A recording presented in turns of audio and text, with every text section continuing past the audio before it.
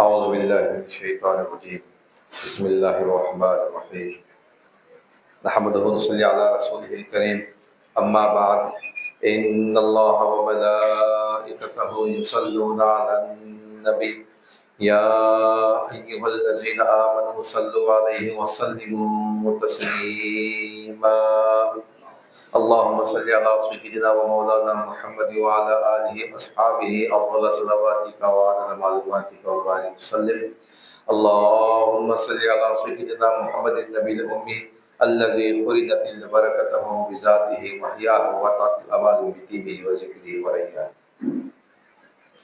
برادران السلام علیکم ورحمۃ اللہ وبرکاتہ. الحمدللہ ثم الحمدللہ، اللہ تعالیٰ کا بے انتہا فضل و کرم ہے کہ اس نے ہمیں مسلمان بنا کر پیدا فرمایا اور ہمیں پیدا ہونے کا فخر عطا فرمایا. الحمدللہ یہ فخر رشک انبیاء نکلا. مزید برائے کرم کہ اس نے ہمیں اپنے اولیاء کے دامن سے وابستہ فرمایا، قرآن جیسی نعمت عظمیٰ سے ہم کو سرفراز فرمایا اور تجدید ایمان کی خاطر ہمیں یہاں جمع فرمایا. الحمدللہ ثم الحمدللہ. اللہ تعالیٰ اپنے بندوں کو چن لیتا ہے جن پہ اپنی رحمت کا نزول فرماتا ہے. کیونکہ یہ جو ہماری محفلیں ہیں، یہ جو ذکر کی جو محفلیں ہیں جہاں پہ اللہ کا ذکر کیا جاتا ہے، جہاں پہ اللہ کی بات کی جاتی ہے، یہ محفلیں ہم جیسا دنیا میں زمین پہ رہ کے آسمان میں تاروں کو دیکھتے ہیں چمکتے ہوئے، اسی طرح آسمانی جو فرشتے ہیں ان کو یہ محفلیں ایسی چمکتی ہوئی نظر آتی ہیں. آسمان سے جو لوگ دیکھتے ہیں ان کے لیے ہماری یہ محفلیں چمکتی ہوئی نظر آتی ہیں. اور طویل حدیث جو ہے اس میں اللہ تعالیٰ کا ارشاد فرمایا کہ جو اس محفل میں آیا وہ بخشا گیا. جو اس محفل میں بیٹھا، چاہے محفل کے علم سے فیضاب ہونے کے لیے بیٹھے یا صرف یہ دیکھنے کے لیے بیٹھے کہ محفل میں کیا ہو رہا دیکھنے جا رہا ہوں، وہ بندہ بھی اللہ تعالیٰ ارشاد فرماتا ہے کہ میں نے اس کو بھی بخش کیا. تو یہ عام محفل نہیں، اللہ کا احسان ہے. اللہ تعالیٰ کو ایسی محفل میں بٹھایا اور پھر سونے پہ سہاگا کہ اللہ تعالیٰ ہم کو ذکر کے ساتھ ساتھ علم بھی دے رہا، فکر بھی دے رہا. علم بھی دے رہا، فکر بھی دے رہا. کیونکہ علم بھی اہم ہے. جو چیز کو ہم جس چیز کا ذکر کر رہے ہیں، عام عام عام عام عام عام کا ذکر کر رہے ہیں، لیکن عام ہم کو معلوم ہی نہیں. عام کیا ہے؟ عام کھانے کی چیز ہے، عام پکانے کی چیز ہے، عام کھیلنے کی چیز ہے، عام سجانے کی چیز ہے، عام دیکھنے کی چیز. عام کیا ہے بھائی؟ عام عام عام کا ذکر تو کر رہے ہیں، لیکن اللہ کا فضل ہے کہ اللہ تعالیٰ ہم کو بتا رہا ہے کہ عام کھانے کی چیز ہے، عام کا رنگ ایسا ہوتا ہے، عام کا مزہ ایسا ہوتا ہے، عام یہ موسم میں پیدا ہوتا ہے، عام اس مقام پہ پیدا ہوتا ہے. یعنی اس کا علم بھی ہمارے پاس ہونا ضروری ہے. علم بھی ہمارے پاس ہونا ضروری ہے. اذکار تو بہت لوگ کرتے ہیں لیکن اس کا علم بھی. یہ اللہ تعالیٰ کا بڑا بے انتہا فضل و کرم ہے. اللہ تعالیٰ ہم کو ایک ایسی خانقاہ سے وابستہ فرمایا جہاں پہ ہم کو علم بھی دیا جاتا ہے، ذکر و اذکار بتائے جاتے ہیں، ذکر کرایا جاتا ہے، اس کے ساتھ ساتھ ہم کو علم بھی دیا جاتا ہے. تو علم جو ہمارے پاس جو بات ہماری جو گفتگو چل رہی تھی، ہماری گفتگو باب العقائد سے متعلق چل رہی تھی. ہماری گفتگو باب العقائد سے متعلق چل رہی تھی کہ عقیدہ کیسا ہونا چاہیے بندے کا اللہ کے ساتھ. اور باب العقائد میں ہم دیکھ رہے تھے چونکہ ماہ ذو الحجہ آنے والا ہے، قربانی ہونے والی ہے، تو حضرت ابراہیم علیہ السلام، حضرت ہاجرہ علیہ السلام، حضرت اسماعیل علیہ السلام کا ایمان عقیدہ اللہ کے ساتھ کیسا تھا. آپ کو کتنا اللہ کی ذات پر یقین تھا. جو جتنا اولو العزم پیغمبر ہوگا اس کا اتنا بڑا امتحان ہوگا، جو جتنا جو مرتبے کا ہوگا. اور ابراہیم علیہ السلام اولو العزم پیغمبر ہیں اور آپ کے امتحانات بھی وہی سطح کے ہوئے. ہر ایک کو سرکار نے ارشاد فرمایا ہمارے امتحانات تم لوگوں کے امتحانات جیسے نہیں ہوتے. یعنی انبیاء کے امتحان جو ہوتے ہیں، انبیاء کے امتحان ان کی اپنی سطح سے ہوتے ہیں. اللہ تعالیٰ ان کو اپنی سطح سے آزماتا ہے اور اس آزمائش پہ پورا اترتے ہیں. کیوں؟ کیونکہ وہ دیکھ لیتے ہیں، جان لیتے ہیں. ان کے پاس یقین کی جو کیفیت ہوتی ہے وہ یقین کی کیفیت بالکل علیحدہ ہوتی ہے ہماری یقین کی کیفیت سے. یقین جو ہے یقین 4 قسم کا ہوتا ہے علم میں ہمارے اضافہ علمی گفتگو کہ علم جو ہے یقین جو ہے یقین 4 قسم کا ہوتا ہے۔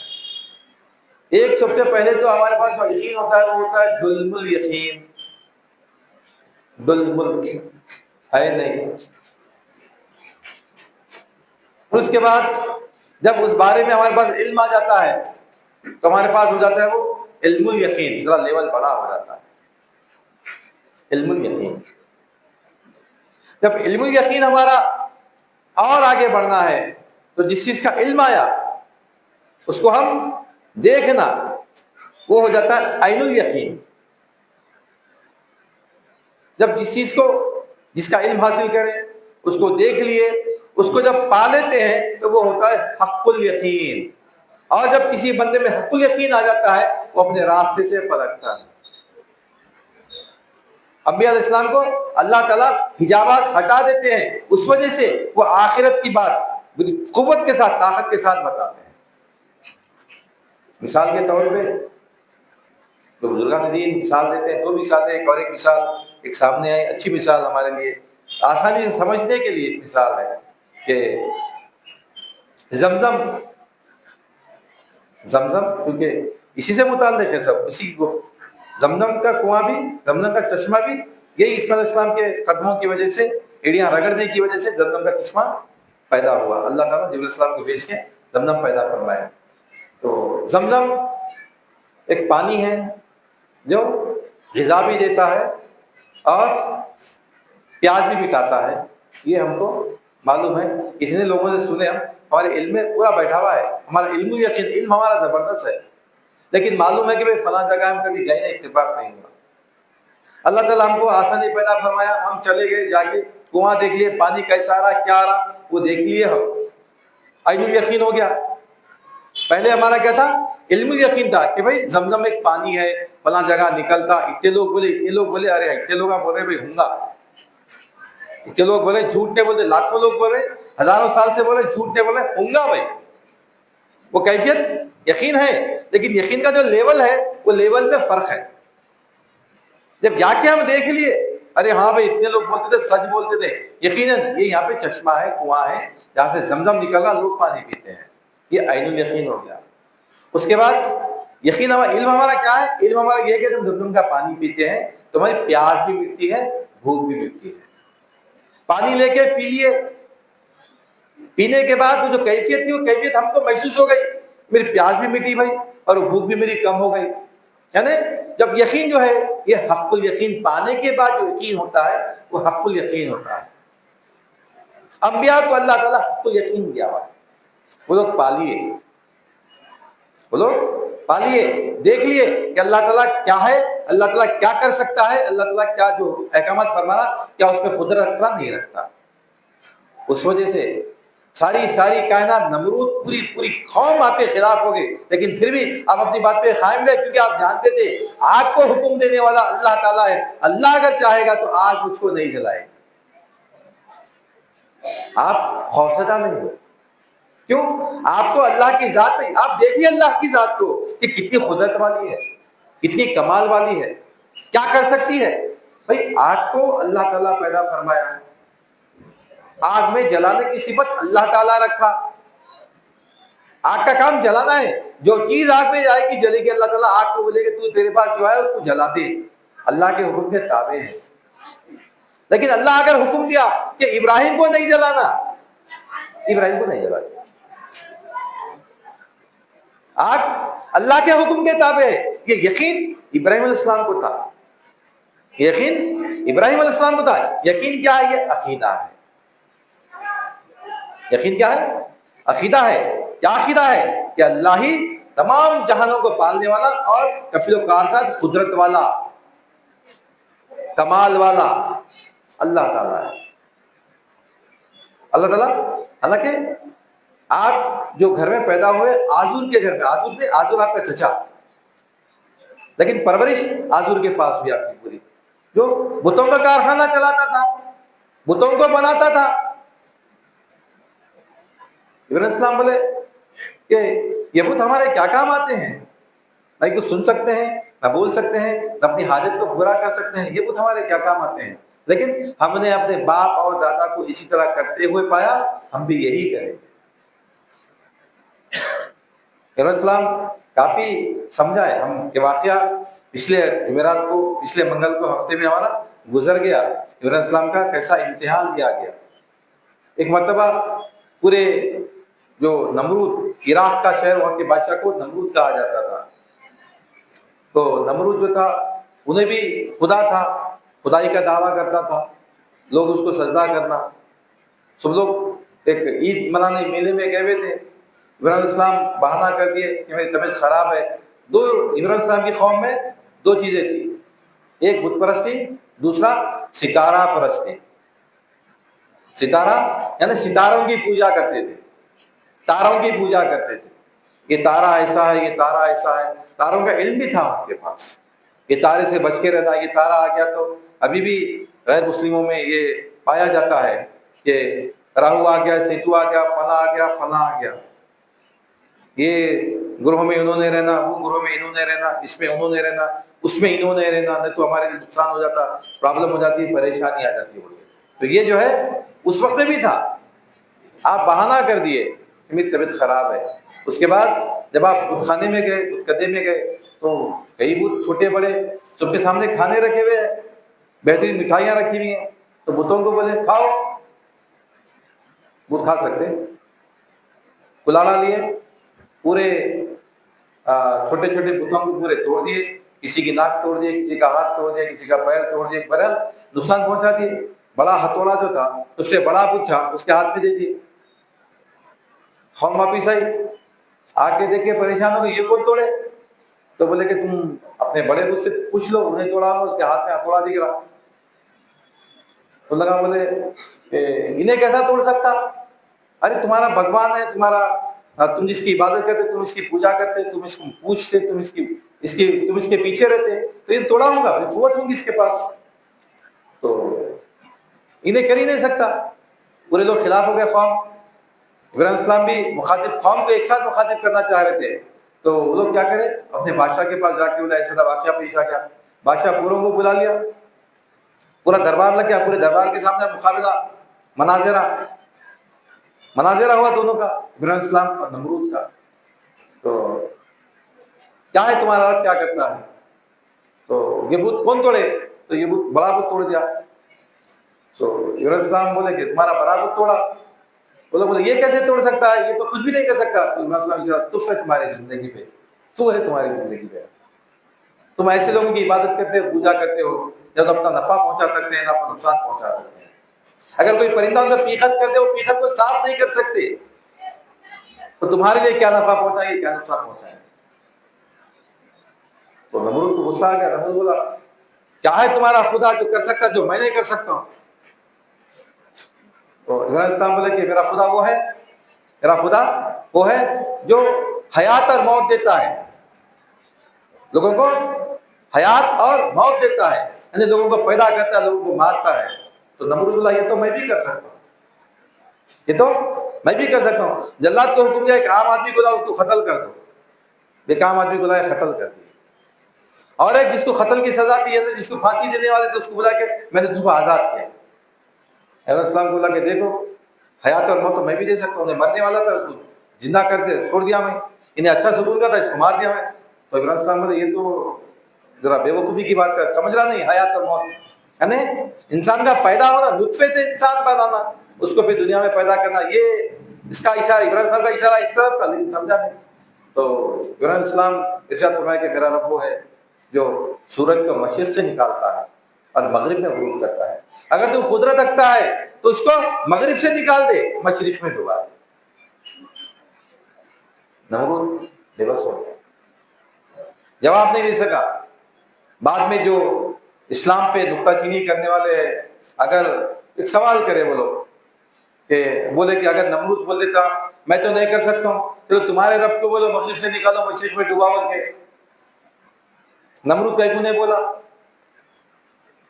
تو علماء اکرام بزرگان دین ارشاد فرماتے ہیں کہ نمرود کو یقین تھا اگر میں بول دیتا اگر میں بول دیتا تو ابراہیم کا خدا ضرور مغرب سے سورج کو نکال دیتا، مشرق میں ڈبا دیتا۔ ابراہیم کا خدا قوت والا ہے، تقدیر والا، وہ سورج کو پیدا کرنے والا ابراہیم کا خدا ہے۔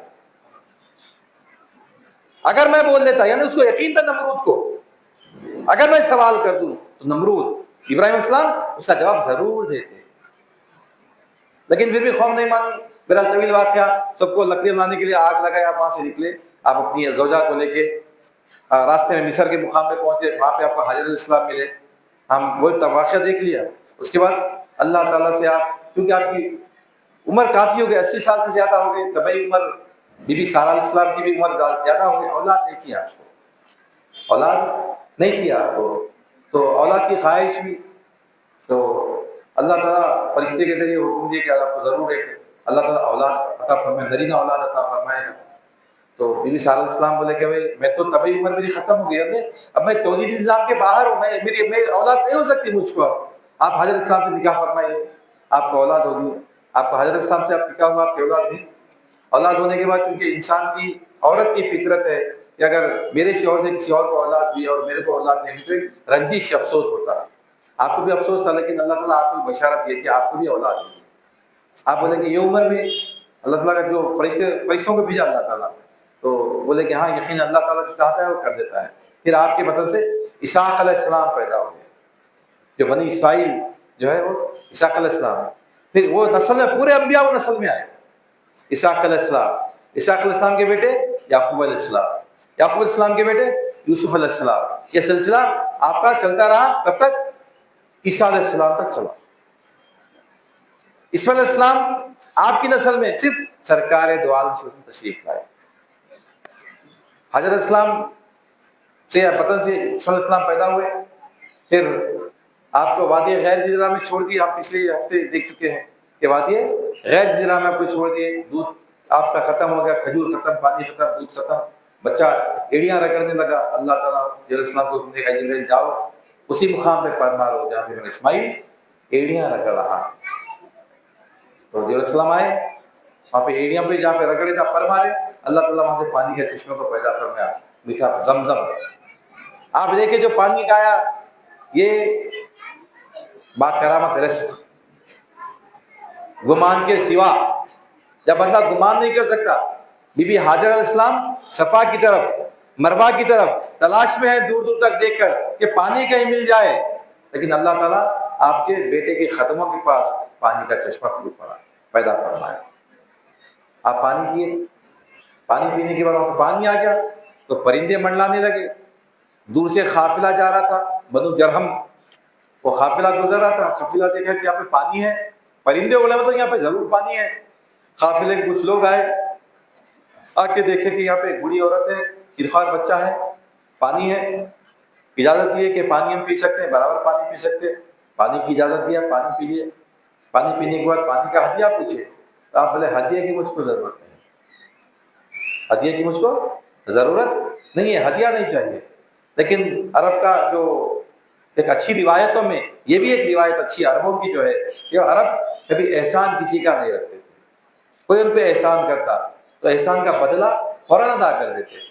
تو جو قافلے کے لوگ تھے اپنی اپنی حیثیت سے جو کچھ دے سکتے، قافلہ تھا، جو کچھ بھی ان کے پاس تھا، زندگی کا ہر سال سامان قافلے میں ہوتا تھا، وہ سامان دے دیے۔ آپ اللہ تعالیٰ وہاں پہ ایک بستی کو آباد فرمایا، پھر اجازت طلب کرے کہ ہم رہ سکتے ہیں، تو آپ کیونکہ عربستان میں جہاں پہ پانی ہے وہاں پہ زندگی ہے، جہاں پہ پانی ہے وہاں پہ زندگی ہے۔ وہاں پہ پانی تھا، وہ آپ اجازت طلب کرے، آپ نے اجازت عطا فرمائی، جو قبیلے کے لوگ تھے، جو قافلے کے لوگ تھے، اجازت طلب کیے، آپ اجازت دیے، حضرت علیہ السلام، لوگ وہاں پہ آباد ہو گئے۔ اللہ تعالیٰ نے وہاں پہ بستی کو آباد فرمایا۔ کیسی بستی تھی؟ وادی غیر ذی عین، ایسی بستی جہاں پہ انسان، جانور، چرند پرند، زمین میں رینگنے والے کیڑے وہ بھی زندہ نہیں رہ سکتے تھے۔ اللہ تعالیٰ اپنی قدرت سے وہاں پہ ایک شہر کو آباد فرمایا۔ مکہ معظمہ جو ہے وہ وہیں ہے، مکہ معظمہ جو ہے وہ وہیں پہ، آپ پانی کا چشمہ وہیں ہے، کعبۃ اللہ کے بازو میں کعبے کا چشمہ ہے، پانی زمزم کا چشمہ ہے، وہیں پہ آپ کو، آپ وہیں پہ آپ آباد ہوئے، وہاں پہ رہنے لگے۔ اس کے بعد اللہ تعالیٰ کے دو آزمائشوں میں پورے اترے، ابراہیم علیہ السلام، اللہ تعالیٰ ایک اور بڑی آزمائش میں آپ کو ڈالا. اور ایک بات ہم یاد رکھنا ہمیشہ، ہم خاص طور پہ مرد آدمی اپنی اولاد کے لیے دعا نہیں کرتا. مرد آدمی، کیونکہ اولاد کے لیے دعا کرنا، اپنی اولاد کی بہتری کے لیے، اپنی اولاد کو راہ راست پہ چلانے کے لیے، اپنی اولاد کو دین پہ قائم رکھنے کے لیے باپ دعا کرنا اولاد کے لیے. ہمارے پاس عام طور پہ ہم دعا کرتے لیکن نام لے کے اپنی اولاد کے لیے دعا نہیں کرتے. عورتیں دعا کر، مائیں دعا کرتی ہیں ضرور اپنی اولاد کے لیے، مائیں عورتیں ضرور اپنی اولاد کے لیے دعا کرتی ہیں، لیکن باپ عام طور پہ دعا نہیں کرتا.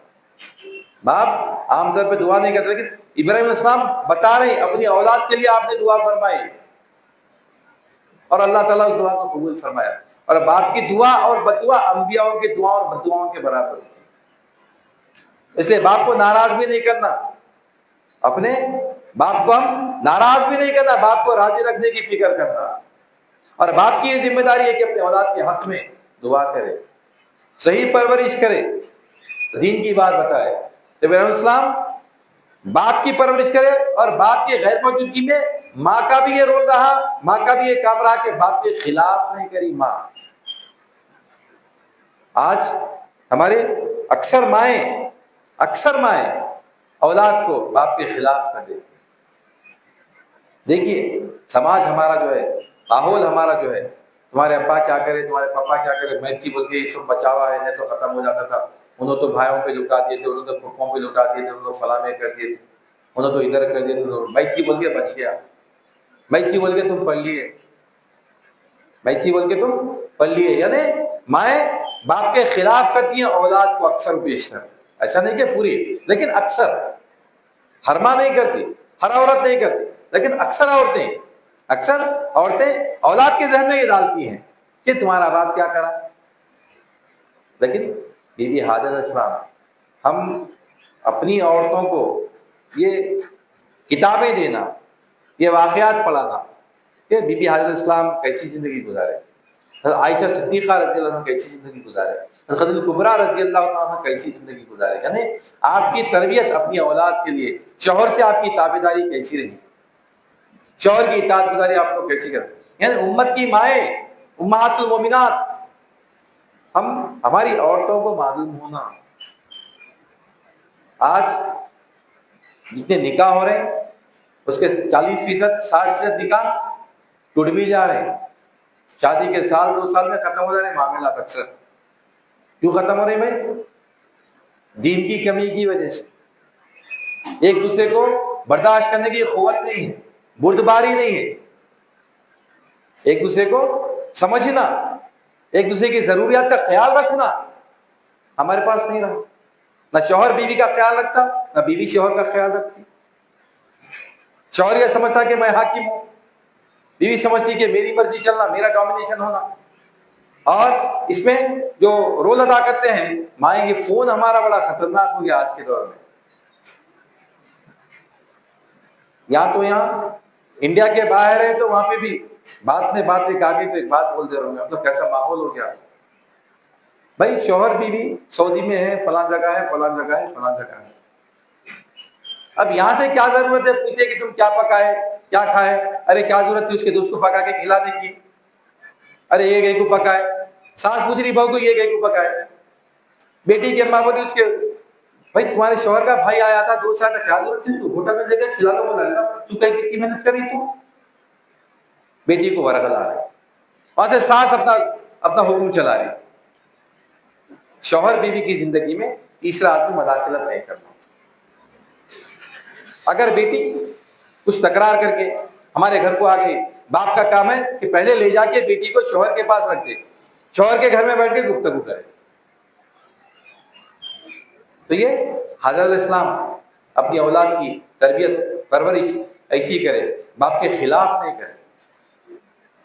ابراہیم علیہ السلام خواب دیکھے کہ آپ اپنی اولاد کے گلے پہ چھری چلا رہے ہیں، آپ اپنی اولاد کے گلے پہ چھری چلا رہے ہیں.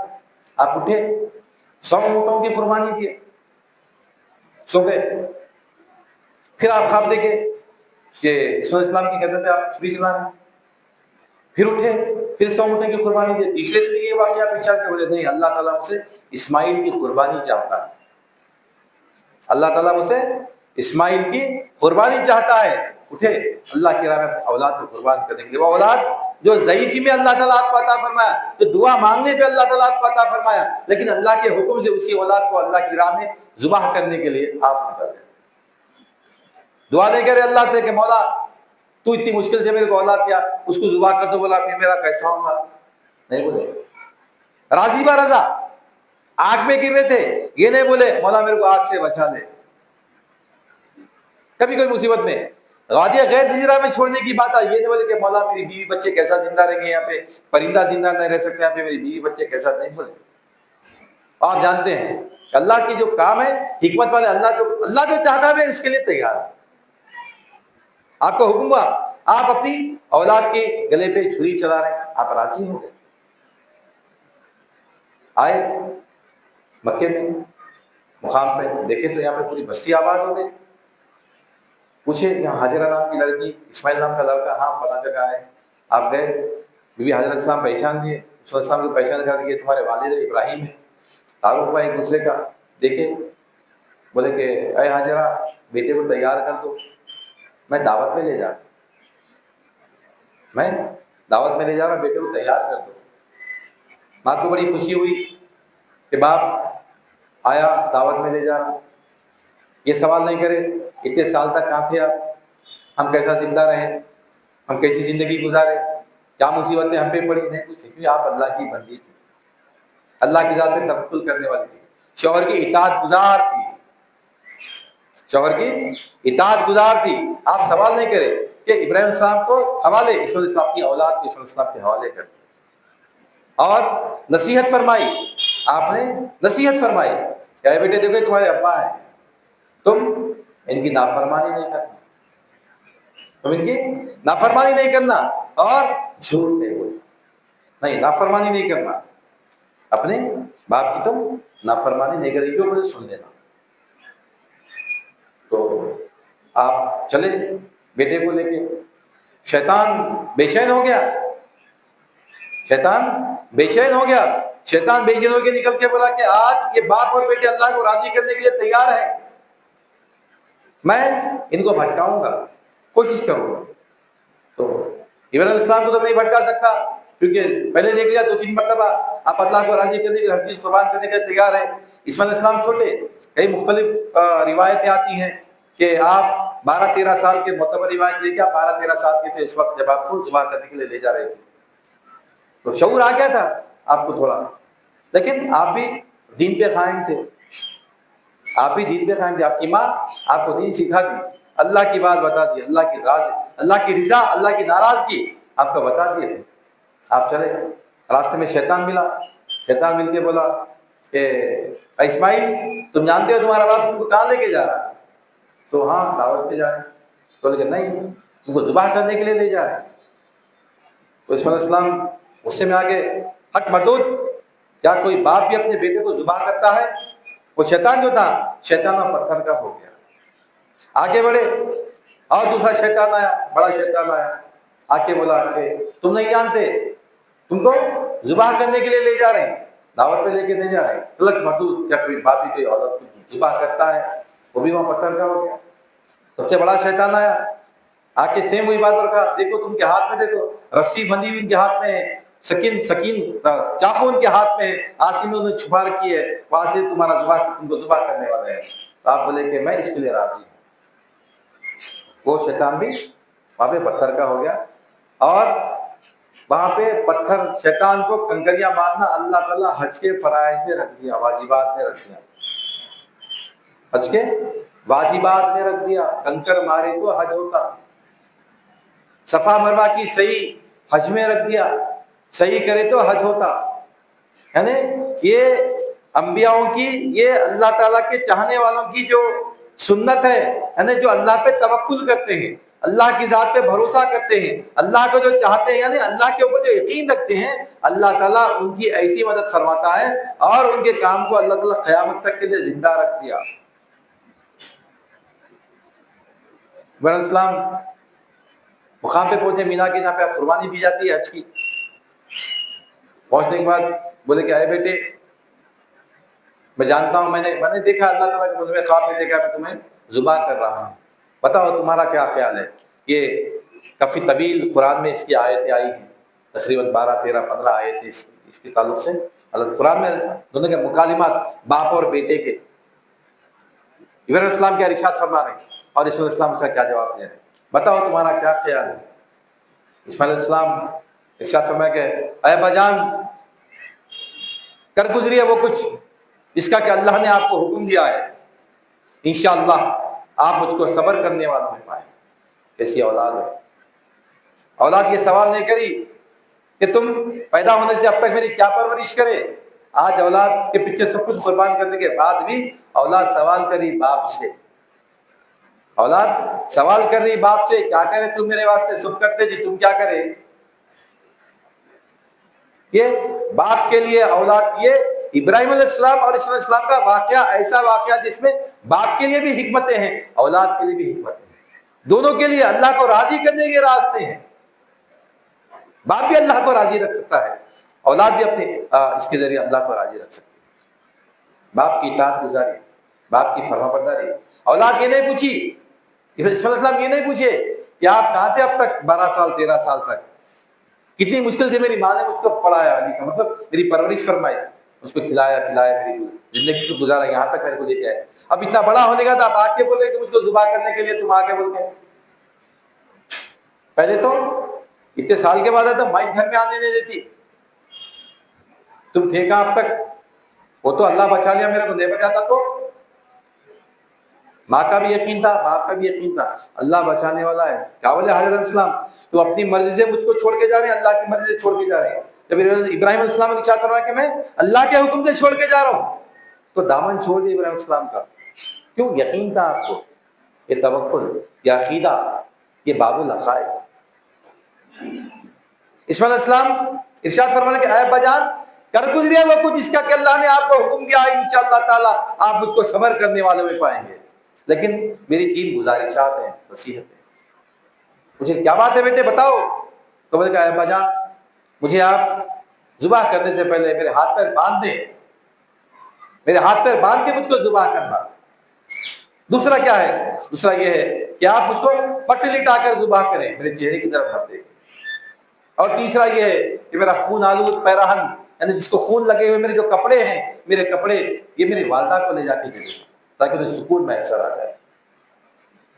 تو ابراہیم علیہ السلام بولے کہ اے بیٹے، ہاتھ پیر تو اس کے باندھے جاتے ہیں، ہاتھ پیر تو اس کے باندھے جاتے ہیں جو ذبح کرنے سے کتراتا ہے، ذبح نہیں ہونا چاہ رہا، بھاگنا چاہ رہا، اس کے ہاتھ پیر باندھے جاتے ہیں۔ تم تو خوشی سے تیار ہو، تم تو اپنی مرضی سے تیار ہو ذبح ہونے کے لیے، تم تو ذبح ہونے کے لیے تیار ہو، پھر کیوں تمہارے ہاتھ پیر باندھوں؟ کیا ارشاد فرما رہے ہیں السلام، اے بجان، جب آپ مجھ پہ چھری چلائیں گے، جب آپ مجھ پہ چھری چلائیں گے، مجھ کو تکلیف ہوگی، تکلیف کی وجہ سے میں ہاتھ پیر ماروں گا، میرا خون جو نکل رہا وہ ہاتھ پیر مارنے کی وجہ سے وہ خون آپ کے کپڑوں پہ اڑ سکتا ہے، آپ کے کپڑے داغدار ہو جائیں گے۔ میں اللہ کے پاس جاؤں گا، کیا جواب دوں گا اللہ تعالیٰ کو؟ اللہ تعالیٰ پوچھے گا اے اسماعیل آتے آتے اپنے باپ کے کپڑے کو داغدار کر کے آ گیا، کیا جواب دوں گا میں اللہ کو؟ کیا تعلیم ہے، کیا یقین ہے اللہ کی ذات پہ؟ کیسے ماں باپ ہیں؟ کیا بولے اسماعیل علیہ السلام، ہاتھ پیر اگر میں جھاڑا، خون، باپ چاقو چلا دے رہا گردن پہ، پھر بھی آپ بولیں کہ آپ کے کپڑے داغدار نہیں ہونا، بولے کہ پھر پٹ کیوں لٹا دوں؟ رسول اللہ ارشاد فرماتے ہیں کہ اے ابا جان، اب تک آپ نے ہر کام اللہ کی محبت میں کیا ہے، ابراہیم خلیل اللہ کے دوست، آپ نے دوستی کا حق ادا کیا، ہمیشہ اللہ کی محبت آپ کے دل میں غالب رہی۔ میں معصوم بچہ ہوں، فطرت ہے انسان کی اپنی اولاد کو چاہنا، اپنی اولاد سے محبت کرنا، انسان کی فطرت ہے۔ جب آپ میرے چہرے کو دیکھیں گے، ہو سکتا ہے کچھ لمحے کے لیے میری محبت اللہ کی محبت میں غالب آ جائے، اولاد کی محبت یعنی میری محبت اللہ کی محبت میں غالب ہو جائے، ہو سکتا ہے میں نہیں چاہتا کہ میری وجہ سے اللہ کے پاس آپ کا مقام کم ہو جائے. کیسی قربانی. میں نہیں چاہتا کہ میری وجہ سے اللہ کے پاس آپ کا جو مقام ہے وہ مقام میری وجہ سے کم نہیں ہونا. آپ میرے کو دیکھیے مت, پٹ لٹا دیجیے, پٹ لٹا کے میرے اوپر چاقو چلا دیجیے. بولے کہ بیٹے پھر خون آلود پیران تمہاری ماں کیسے راضی ہوگی؟ ماں نے مجھ سے کہا تھا آتے وقت اپنی باپ کی نافرمانی نہیں کرنا. اس بات کا ثبوت ہوگا کہ میں نے آپ کی نافرمانی نہیں کی. یوسف علیہ السلام کو آپ ہاتھ پیر باندھے, دکھا دیے, پٹ چاقو نکالے, چلانے کے لیے تیار ہو گئے. اب چاقو چلا رہے, چاقو چل رہی تھی. ایک مرتبہ, دو مرتبہ, تین مرتبہ کوشش کر لیا پوری, چاقو چل رہی تھی. نیچے سے یوسف علیہ السلام پوچھے کہ اے بجان کیا بات ہے, کیا آپ نے اپنا ارادہ بدل دیا؟ تو یوسف علیہ السلام بولے کہ نہیں, چاقو چلتی نہیں. تو یوسف علیہ السلام نیچے سے ارشاد فرمائے کہ اے بجان ایسا کیجئے کہ چاقو کی نوک میری گردن میں رکھ کے پیوست کر دیجیے. تو آپ چاقو رکھے, چاقو کی نوک ایسا دبائے, لیکن وہ نوک جو تھی چاقو گردن میں جانے کے بدلے میں وہ جو لکڑی کا دستہ رہتا, لکڑی کا رہتا, اس کے اندر چلے. تو یونس السلام کو جلال آ گیا, غصہ آ گیا. جلال میں چاقو کو پھینک دیے. چاقو کو پھینک کے بولے کمبخت چلتی نہیں. اللہ تعالیٰ چاقو کو زبان دیے. چاقو زبان سے بولی اے ابراہیم تم ایک بار کہتے ہو چلنے کے لیے, تمہارا رب 70 بار کہتا ہے نہ چل نہ چل نہ چل. میں تمہاری سنوں, تمہارے رب کی سنوں, کس کی سنوں؟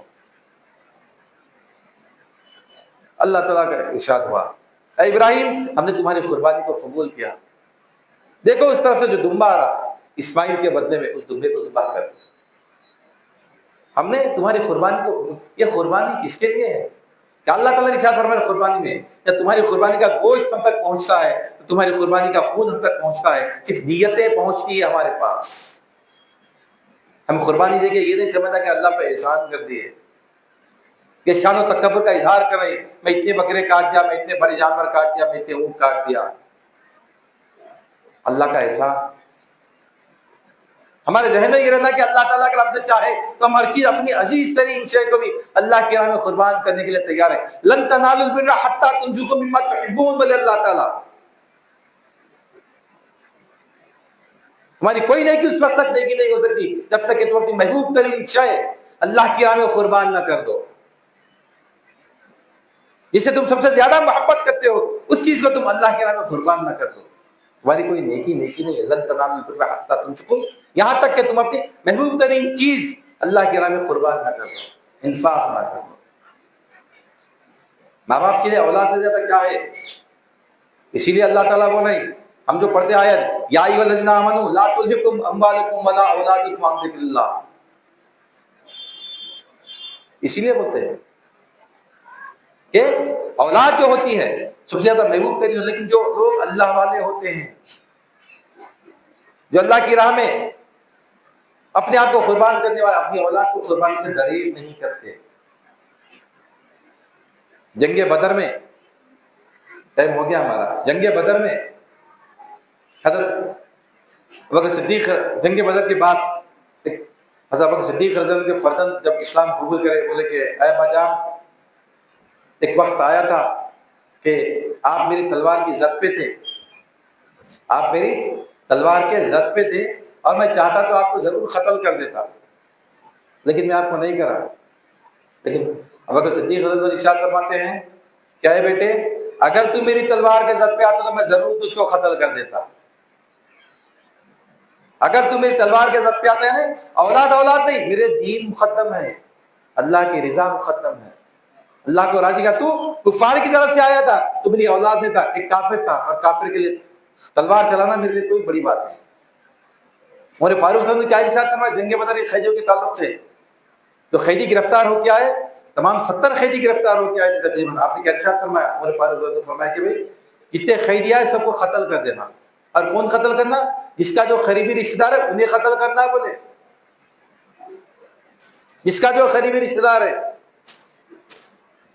لیکن سرکار صلی اللہ علیہ وسلم اب اگر صدیق رضی اللہ عنہ اس کے خلاف فتویٰ مطلب مشورہ دیے کہ نہیں فدیہ لے کے چھوڑ دیں گے، سرکار اس فدیے کو مشورے کو قبول کر، لیکن اللہ تعالیٰ آیت نازل فرمایا عمر فاروق رضی اللہ عنہ کے فیصلے کے حق میں، لیکن تم فیصلہ کر چکے ہیں، اب تو فدیہ دے دو، چھوڑ دو ان لوگوں کو، لیکن بعد میں ایسا مت کرو۔